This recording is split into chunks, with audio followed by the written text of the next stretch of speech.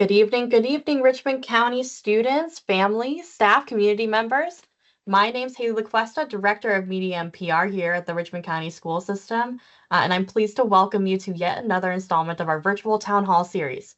On this wonderful Thursday, right before a break, our schools are gearing up to leave early, visit home, have a wonderful meal with families, and just get some much needed rest after a really busy and exciting first semester of school. Before we do that, though, we also want to talk about some important new campaign that's starting. Our school choice window started on November 1st. So to get that started, answer your questions about the process, our magnet schools, our specialized programs, and how school transfers and zone exemptions work in Richmond County, I'm joined by two very important people. Aletha Snowberger is our Assistant Superintendent of Middle Schools, along with Brian Haddon, our School Choice Options Coordinator. They're here today to talk a little bit about what parents and families can expect as they go through the application process for our magnet schools and special programs. So if this is your first time joining us here at a virtual town hall, there are a few ways that you can engage. We're going to start with a presentation and then go into Q&A. If you look at the top or bottom of your screen, you see a button called Q&A. As we go through our presentation, feel free to drop your question in the chat and we'll read them off after we're done with the presentation.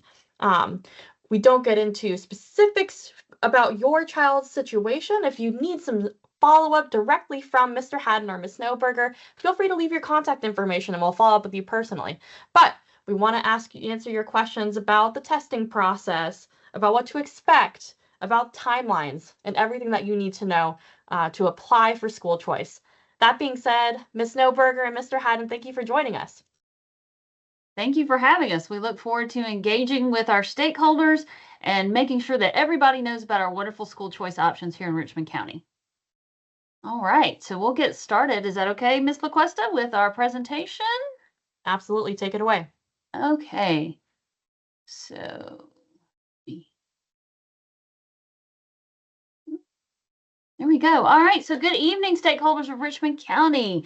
My name is Aletha Snowberger, and I am the Assistant Superintendent over Cluster 3, and I have the wonderful responsibility of working with Mr. Haddon on our school choice options here in Richmond County.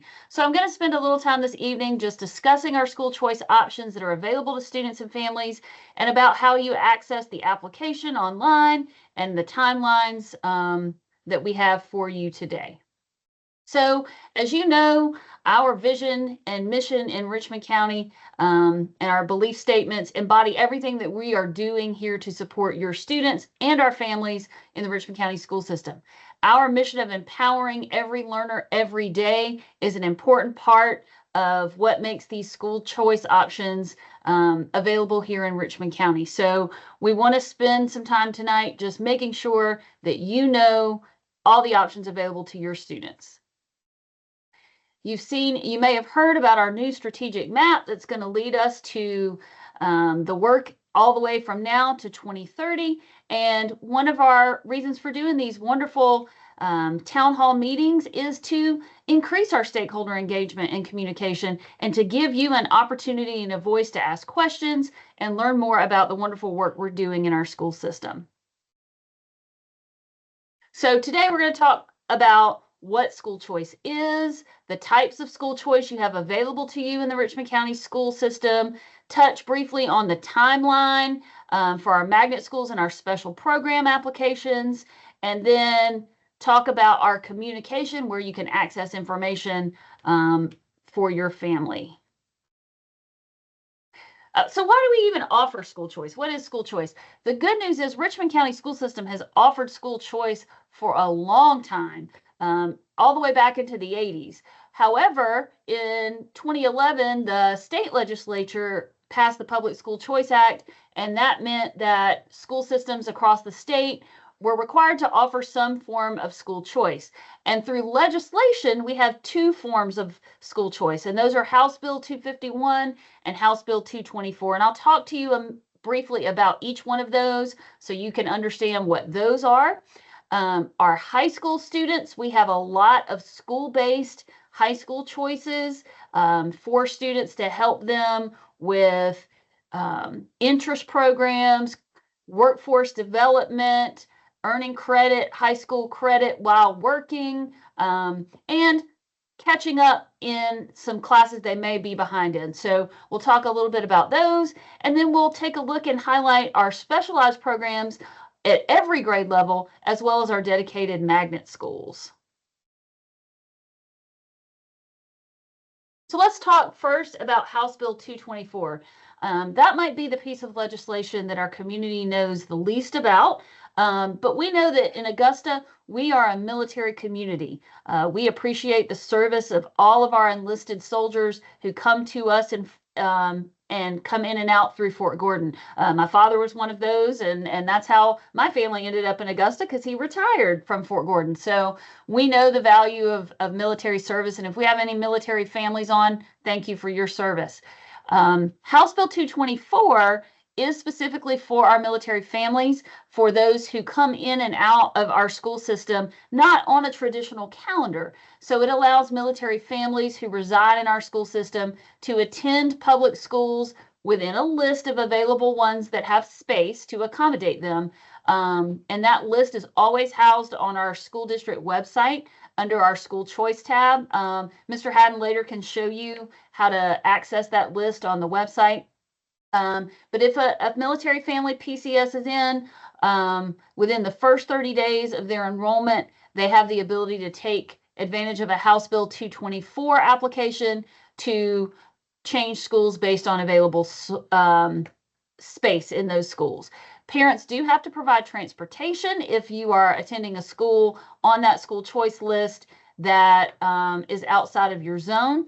However, if we have any military families on the call today, or as our military families move in and out of the district, if they want to take advantage of House Bill 224, we encourage them to reach out to Mr. Haddon within those first 30 days of enrollment so that he can help you with that process. Also, our family specialist on Fort Gordon, the liaison, also is familiar with House Bill 224 and can assist you in how that process works. Another more common House Bill school choice is House Bill 251, and that does allow any parent in our school system to request a transfer for their student to another public school in our system that is on our school choice list. And those requirements are available space, schools within the first 4 years to allow enrollment to stabilize are not included on those lists. Parents have to provide transportation, and of course the student has to maintain good attendance and also good behavior in order to remain on a House bill. So that application process for the 2026-2027 school year opened November 1st. And I know it seems early to be talking about next school year, but we're already planning, and that application opened up for House Bill 251 on November 1st. That application remains open all the way through May 1st and is there based on the list of schools that we anticipate having available space for the 26-27 school year. Once you have processed your House bill application, Mr. Haddon will reach out to you in May, letting you know if that House bill application has been approved. If you miss the window, and we hope you don't because you're already on the call today, there is a late period that opens July 1st through August 16th based on schools that still have available space based on enrollment. So once you apply for a House Bill 251 and you are granted, you can stay at that school as long as you maintain good behavior, good attendance, your parents provide transportation through the last grade that is in that school. So if you're in elementary school, you can remain there through 5th grade. If you go to a middle school of choice, you can remain through 8th grade. But just as a reminder to parents, it doesn't automatically roll up to the feeder school. So if you have a 5th grader that is currently on a House Bill 251, or you have an 8th grader that's currently on a House Bill 251, you will want to take advantage of that November 1st through May 1st application window if you want your child to continue on and your middle school or your high school is one of the available House bill options. So otherwise the student will need to return to their zoned middle school or high school. So just encouraging those families that are on House Bill 251 to re-look at that application if that really impacts you. Once the House Bill 251 window closes in August, we don't permit House Bill 251 applicants in that school year. So once that window closes on August 16th, school choice House Bill 251 applications are not received for that year. All right, so if you have a high school student who is interested in cyber, workforce development, things like welding, construction, cosmetology, those types of specialized workforce development programs. They may be interested in our Cyber Center of Excellence, which is currently housed on the campus of RCTCM, or the Marion Barnes Center, which is currently housed on the campus of TW Josie. Our RPM program, which is a partnership with Textron, where students take classes and also work for the Textron plant, is located out on Highway 56 next to our transportation department. And then our Performance Learning Center, currently housed on our campus at Tubman, designed to help students work through and recover credits and work toward that path to graduation, because we want all of our students to graduate and have a plan for enrollment, enlistment, or employment. So if you have a high school student that is interested in any of those programs, please reach out to your school guidance counselor. That's how they access enrollment in those programs. So it's through a referral process with the school guidance counselor at your high schools. All of our grade levels have some form of school choice specialized programs. So I just want to highlight our specialized programs that are in our zone schools. So we have several IB schools, and IB stands for International Baccalaureate. And that is a rigorous curriculum that exposes students to a global focus, habits of mind, and critical thinking. And those are housed at our middle, some of our elementary, and 2 of our high schools. You can see those schools listed here under IB schools. All of our schools also have some form of visual and performing arts programming in the schools. However, we have several schools who have specialty programs that enhance the visual and performing arts so that students can increase their creativity and self-expression.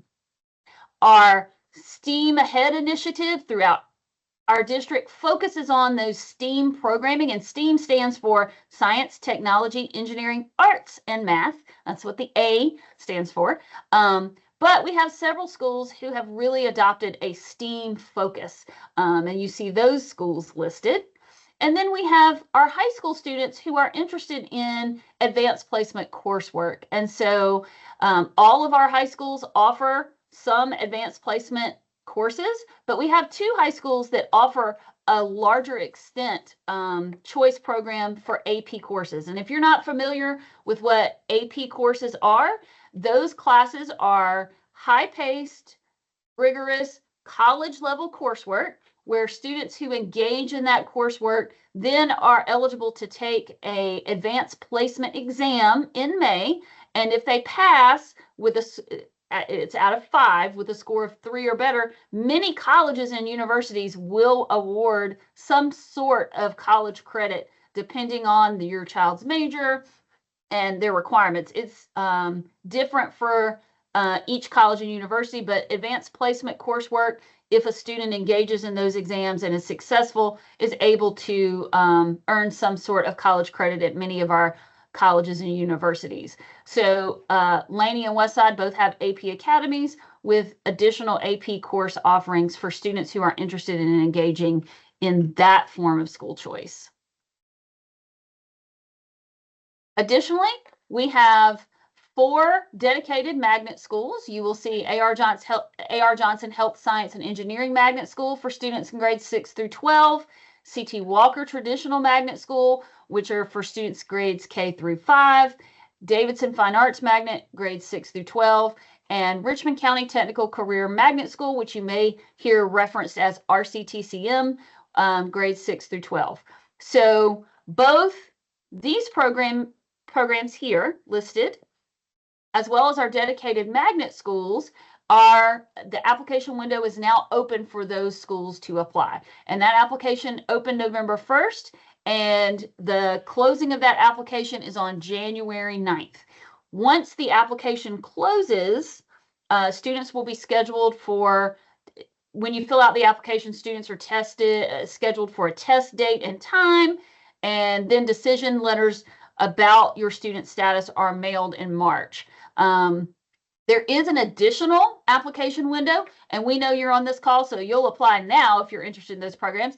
But for anybody that misses that window, there is an additional application window, April 1st through May 1st, but that window really is only for schools that don't fill up their entire spots during this initial application window. So we encourage you to really go ahead and apply, and make sure that you have your application in during the November 1st through January 9th for either the dedicated magnet schools or our specialized programs.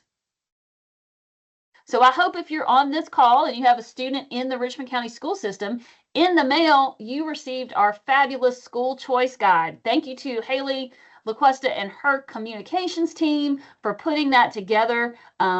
It gives you detailed information about each of our school choice options.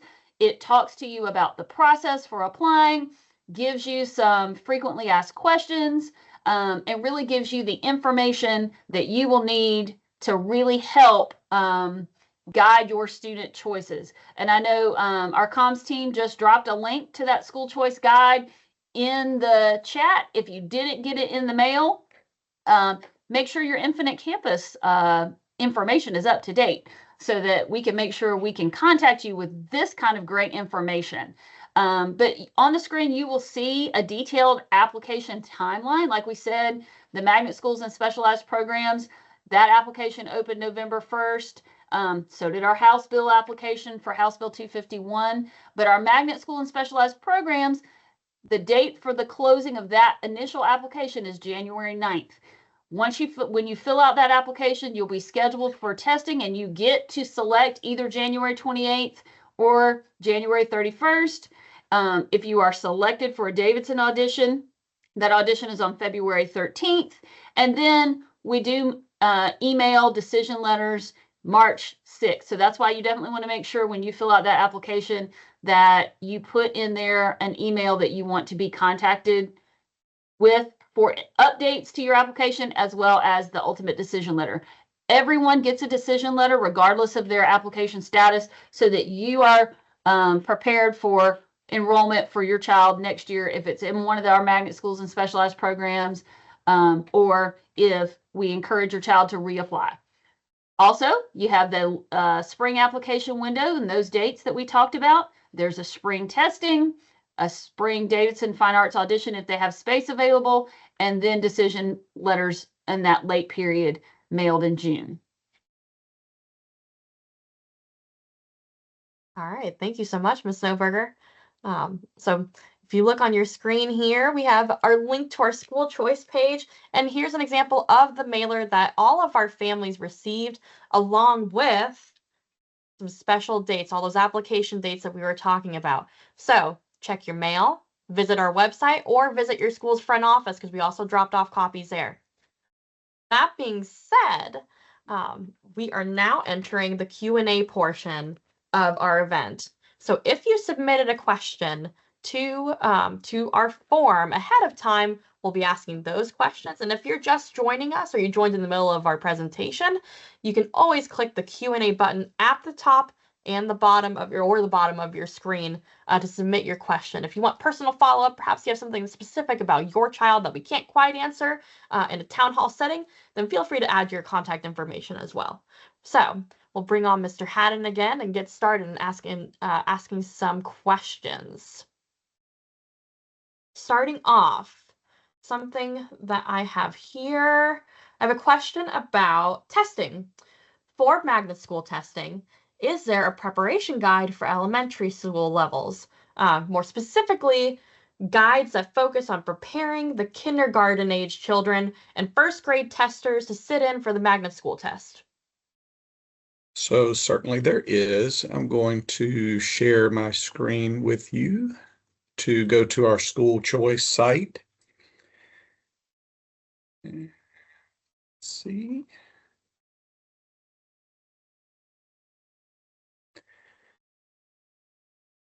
All right.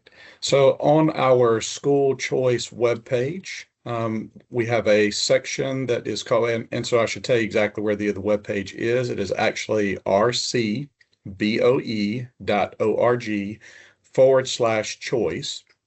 And when you navigate to our page, there is a tab on here called Information for Testing. And the information for testing, so for our kindergarten students, we have some information about what it is. It is a basic readiness screener. We do provide a link to a sample checklist as well. So you can click on that link and it will take you to a sample checklist that you can look through. But we always encourage people that the greatest thing that you can do is just create a stress-free, enjoyable experience for your child is the best way to prepare them. So since we have the question about the kindergarten applicants, we'll also address it about first through 12th grade applicants as well. Students in first through 12th grade will take a math and reading assessment. For students who are enrolled in a Richmond County school, we have a resource that the students already have access to and use on a regular basis. It's called iReady. And we recommend that students who are already signed up for the test, who are in Richmond County schools, to spend about an extra 20 to 30 minutes per week on content areas. The iReady is meant to get your students onto or above grade level, which is one of the requirements for acceptance into the magnet schools. So that's the information that we have available. If for some reason you are applying and you are not a Richmond County student, we found that probably one of the greatest free resources that's available out there is Khan Academy. That is KHAN Academy. A lot of people who look for free resources use Khan Academy on a regular basis, but it will help prepare your students for the math and reading skills on the grade level that the students would prepare them for. Gotcha. Thank you for that.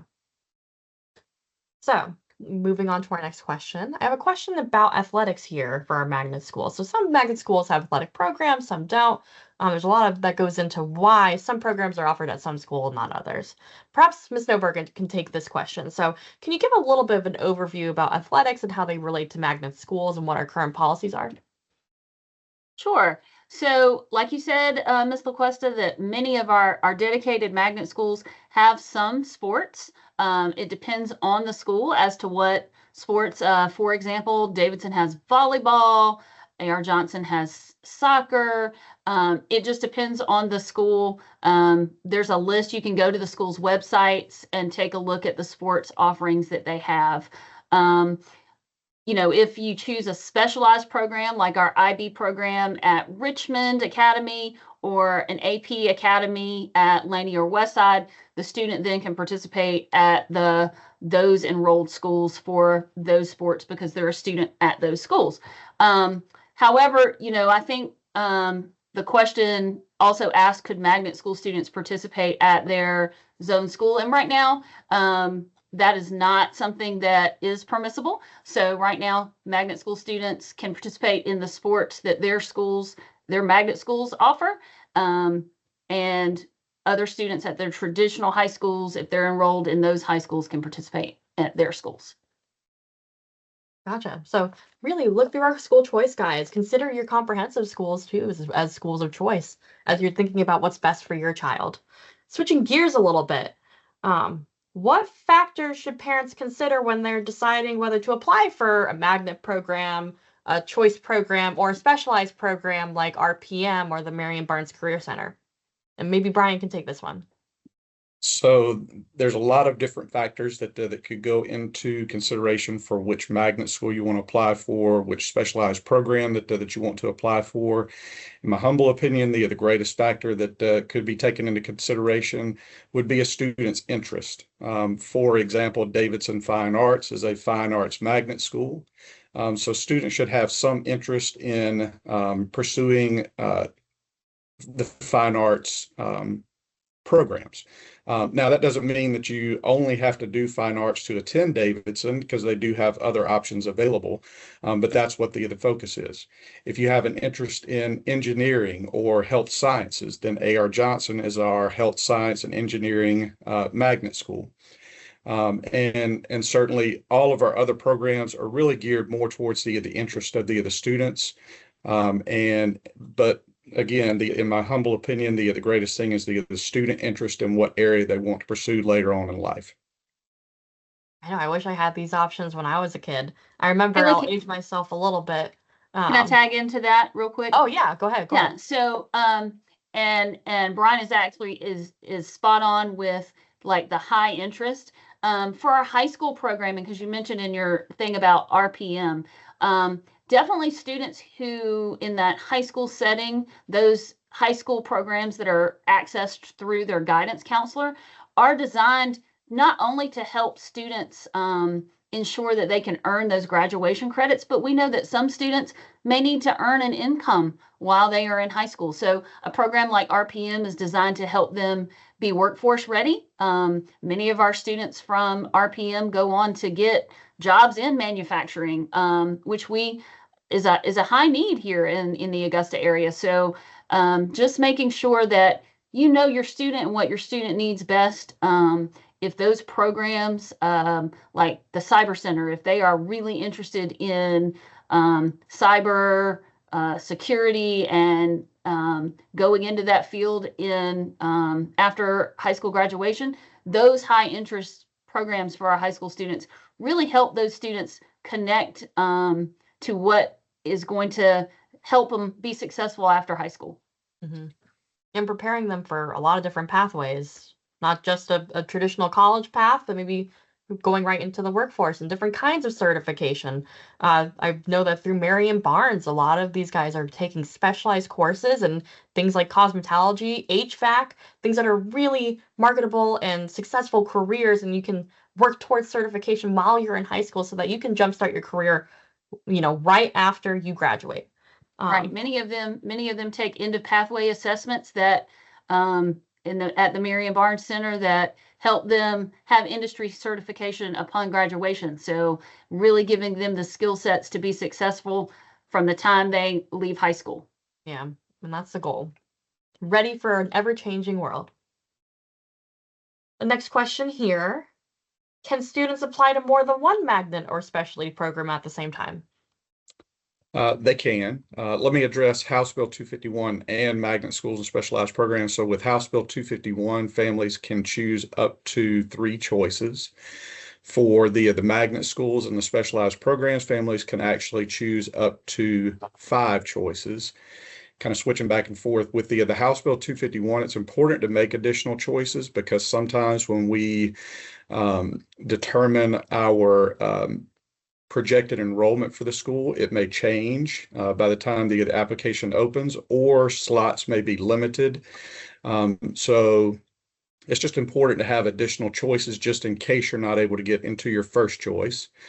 For the magnet schools and specialized programs, again, there's up to 5 choices, but I do want to make sure that we're clear. You would only receive a decision letter to the highest choice school that you qualify for. So if for some reason you choose a school as your first choice and you don't get in, we look at each of those additional choices until you meet the acceptance criteria for one of those schools. So multiple choices are very good. Yeah. And I think important to note too, especially for those people interested in House Bill 251, apply early. Apply now. You can apply again in the spring, but it's probably better, right, to just get it out of the way as soon as possible if you are interested in the option. Yeah. Okay. So next question I have here: are students allowed to switch programs after being accepted, or go back to their home zone school, and what does that process look like? So there's a few different scenarios that could involve here. So I'll kind of look at each one. The first one could be that you get an acceptance letter to one of your choices. Let's just say you get an acceptance letter to your first choice of school. but your child's interest may have changed slightly. And you haven't done your registration yet. So you can actually reach out to me and I can look at your other choices to see if you qualify. They may have different qualification criteria, but you can always reach out to me and I can look to those to see if we can accommodate you at that time. For once you've done your registration and school year begins, and you're already enrolled in that program, you cannot switch programs during the school year. And if you withdraw from the school, from a magnet school, you may not be able to return to that magnet school again unless it's under rare and extenuating circumstances. At any time, you can always choose to withdraw or change programs. It's just very important to know what the consequences of that are. I would encourage people to reach out to me to talk through those specific criteria about what you're wanting to do, as opposed to making a rash decision and then kind of being stuck with what the outcomes of that are. But there are options for, if you change your mind or you're not happy with the program, to be able to change, but there are consequences that occur with it. Yeah, definitely. Reaching out, utilizing your resources, talking Yeah. to your child's teachers too, guidance counselors, seeing if you can address the issue. But of course, they can always, they have options if needed. But there's a go lot of on. times where they reach out to me about something like this, and I want to try to help them get to the root cause of the problem also, because we don't want children to have to change programs in the middle of a school year. Yeah, definitely. All right, let's see here what we have next. What skills? I mean, you talked a little bit about this when we were talking about how to prepare some of the study guides, things like that for testing, but what skills are generally assessed for magnet admission? For example, if you are going to Davidson, are you assessed on your ability to be creative in some kind of way? So I can pick. Do you want me to pick up on that one, Brian? let me answer the first part of it, then Sure. if you have something additional. So with the for the magnet schools, there is a math and reading assessment for first through 12th grade, and students are assessed on the skills in those areas based on the grade level that they're applying for. So a perfect example would be if you have a child who is currently in 5th grade and they're applying to go to the 6th grade at, say, Davidson. And so that student is going to be tested on the 5th grade math and reading skills at the time of the year that we do the test. So it's basically going to be on the math and reading skills that they would have for 5th grade level at about halfway through the year, because our test is on January 28th or January 31st. So that's where they're going to be tested on that. Additionally, you mentioned something about Davidson. None of our other schools have this, but with Davidson, if you meet the pre-qualifying criteria to get into Davidson, students do also have to take part in a general fine arts audition. So if you qualify based on the qualification scores, then you would receive an invitation to the auditions. And then your student would also have to go to the audition in addition to the test that they would have had to take. And again, it's just a general fine arts audition. Gotcha. Anything to add, Ms. Nober? Yeah, so just to make sure, if we have families applying outside of the Richmond County school system that are maybe in private school or in another school system and who may not teach the same standards in the same order, I encourage them to go and take a look at the Georgia standards just to make sure that their child has those skill sets now, because between now and January you have some time to work, because a lot of our private schools teach the same material, but they may teach it at a different grade level or in a different order. And so especially that comes to play a lot of times in math. So just making sure that you invest in what the Georgia standards are teaching so that your child has the skill set as they enter into that testing. But like Mr. Haddon said earlier, the kids who do the best are the ones that come in and just try and take their time and do their best on the assessment. Those students usually end up just fine. So just encouraging those families just to take a look at what standards are being taught in Georgia. Gotcha. How many, or is there a limit to how many students are accepted to a magnet program each year?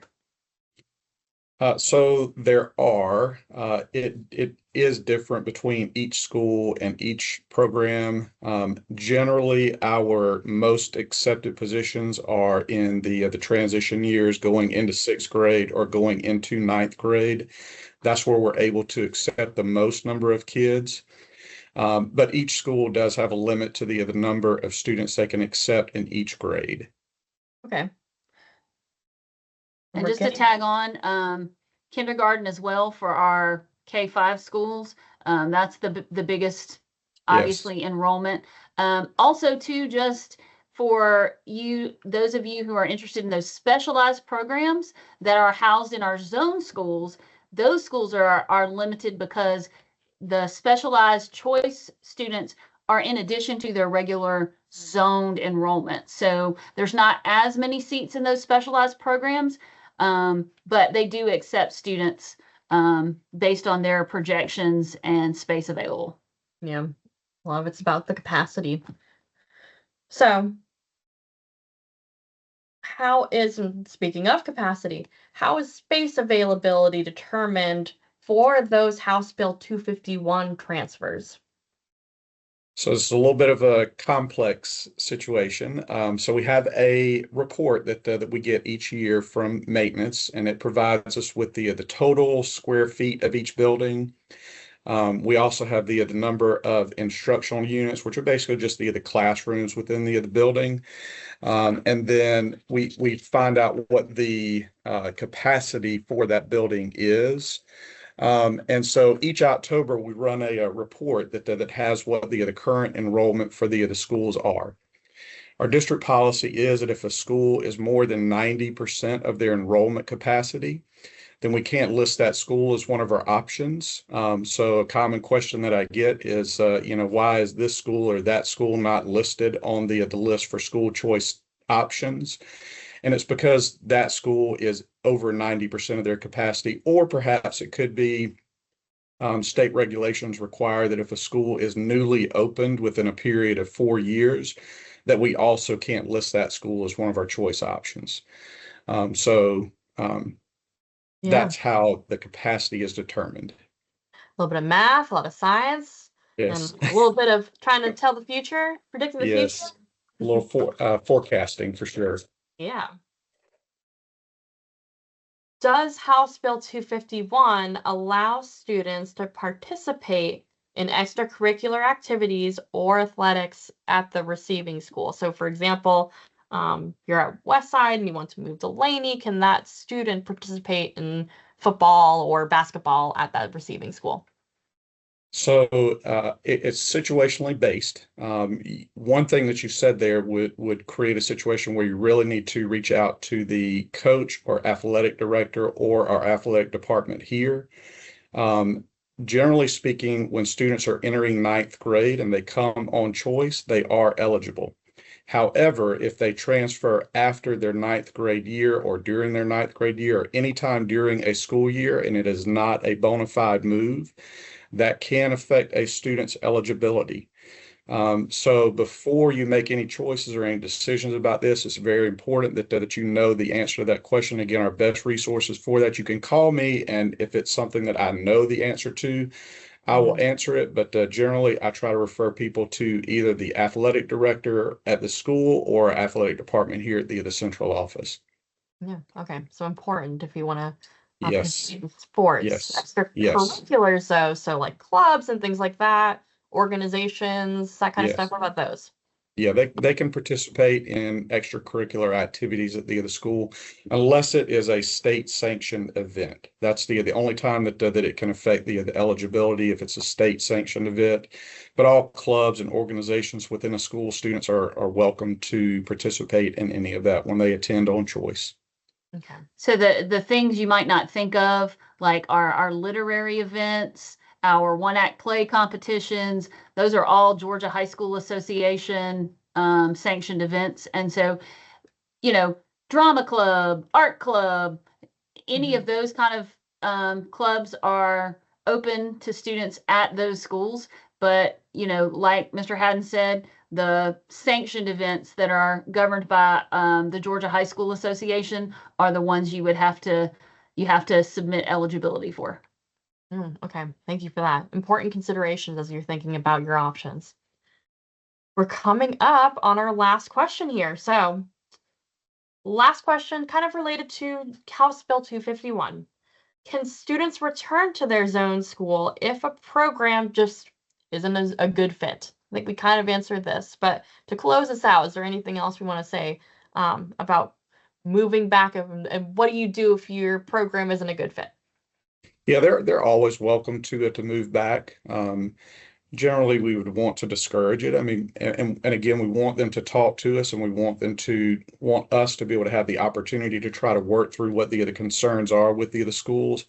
But they can withdraw from the other school that they're attending on choice and enroll in their zone school. They would not be able to return though. So if they withdraw in the middle of the school year and then they have regrets later and say, "Oh, well, now we want to go back." You can only reapply during the next application period, and it would be for the next school year. So, just for example, if somebody was attending a school on choice right now and they said that they wanted to go back to their own school, they certainly could. But then later on, they said they want to go back to the House Bill 251 school. They couldn't, but they could apply now for the 26-27 school year. Okay. Gotcha. Well, that's all the questions that I have for this evening. Is there anything that you guys want to add? Any closing statements before I see us off?